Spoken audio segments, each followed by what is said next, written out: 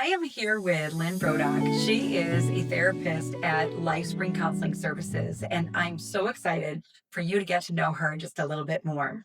So, Lynn, what inspired you to become a therapist, and what continues to drive your passion in this work? For me, it was a huge step away from what I was going to do, which was music business uh, Right. initially. But then it was actually being in a therapy session myself, kind of working through some things that I had dealt with.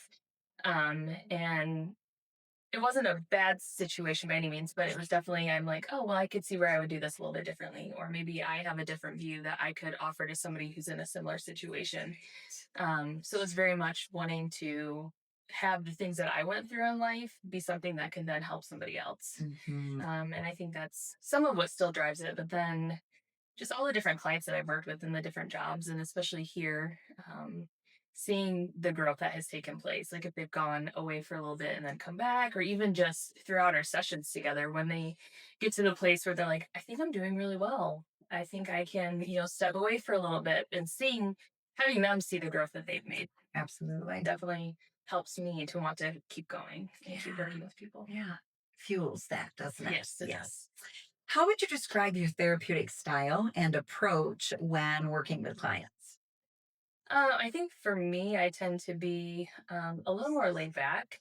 I kind of go with how the client presents into Mhm. session, and I adapt the way that I'm going to react based on the different clients. Like if I have a kid come in, I'm going to be on the floor, I'm going to be goofy, I'm going to be silly with them because that's probably more what they're going to relate to. Exactly. Kind of the same thing with teens. Like I, kind of know what they're talking about or try to have an idea of the slang. Right. And then if I'm working with an adult or like a couple, I just kind of pick up on their energy when they come in, Mhm. I think, and then go from there. Yeah. Good. Good. What are some of the areas of focus or specialization, and what kinds of clients do you feel especially called to support? I think for me, I work a lot with younger kids. I think I've worked with one as young as 4 before. Mhm. And all the way up, I've worked with some like of the older population. For me, I like to work with like the younger kids or like elementary school age, or high school. Middle school is that little spot where it's a little difficult to kind of make connections with them. Sure. Um, I tend to work a lot, it seems like, with people with anxiety, or depression, or like couples that are dealing with communication issues or just stage of life place things that they're dealing with. Um, I've worked with eating disorders before, which I do enjoy working with that. Um, yeah, it just kind of depends what the clients bring. Sometimes they come in for one thing and then we end up working with something totally Oh, different. absolutely. So Yes. I try to be open in regards to like what I specialize in or what I'll work with. Yeah. Yeah. Good. Good. What do you appreciate most about being part of the team here at LifeSpring? I think like knowing you and knowing your heart for why you started LifeSpring, like that's been something that is very easy to get behind because I think we have very similar reasons for doing what we do, much like the other therapists that work here.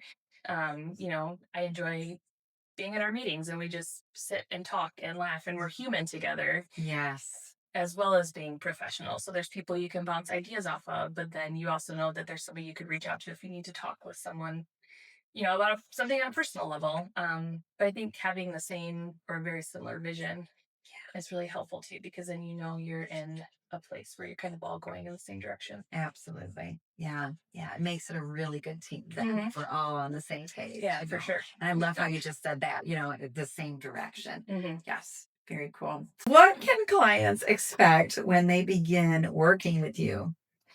It's gonna be something where I always tell them, like, sometimes they're nervous and I can sense that. And I just say, sometimes I get nervous when I meet a new client too, because I don't know, what you're coming in with. I may have a small idea, Hmm. but there's always that nervousness for a client or for me. Like, are we gonna connect? Am I gonna have what they need? Right. Um, so it's like I said, it tends to be laid back. I go through some questions with them and kind of get an idea or feel of what they're coming in for. I tend to be like really client person centered, Yes. and very much, I think, client led. So I won't be somebody that's gonna be, super direct in that, like, no, this is what we need to work on. Because they may come in with an idea, and then maybe the next session it's something completely different that we need to work on, and so maybe we need to go in that direction. So I try to be open-minded in that regard too, to say, okay, like, this is their therapy. They know their life more than I do. And so maybe something has come up that's like, okay, this is the focus. And then we'll go circle back to the other thing that we were working on. So I try to keep it very much something that they're leading. If I need to be a little more direct with things, I can be. But yeah, so I just kind of go off of where they're Very good. guiding. Good. Thank you. What do you hope clients take away from their therapy journey with you?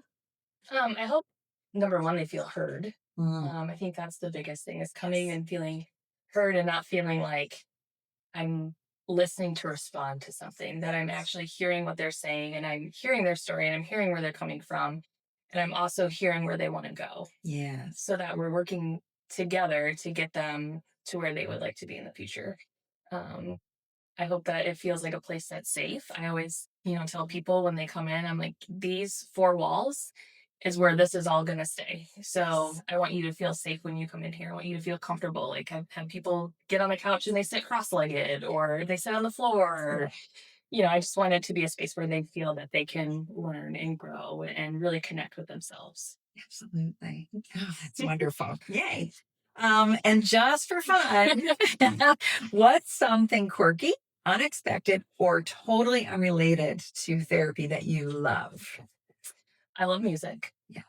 And my husband didn't believe me until he did this, but I can name just about any country song from like early country music, the 50s up until like the early 2000s. I don't listen to a lot of what's out now. That just doesn't vibe with me, but I can usually name the artist or the song within like 3 seconds of hearing it. Oh my And goodness. we actually do play this game where he'll play and Yeah, you need he'll to go play a name song. that Yeah. tune or And something. he's like, Yes. oh my gosh, how did you know that? I can do the same thing with a Friends episode. Within the first couple of seconds, I can tell you what's going to happen. Yeah, that doesn't surprise me. That's awesome. Yeah. Oh, that's great. Yeah. I love it. Well, thank you so much You're welcome. for doing this with me. I appreciate it. Thank you. Yes. All right. Good.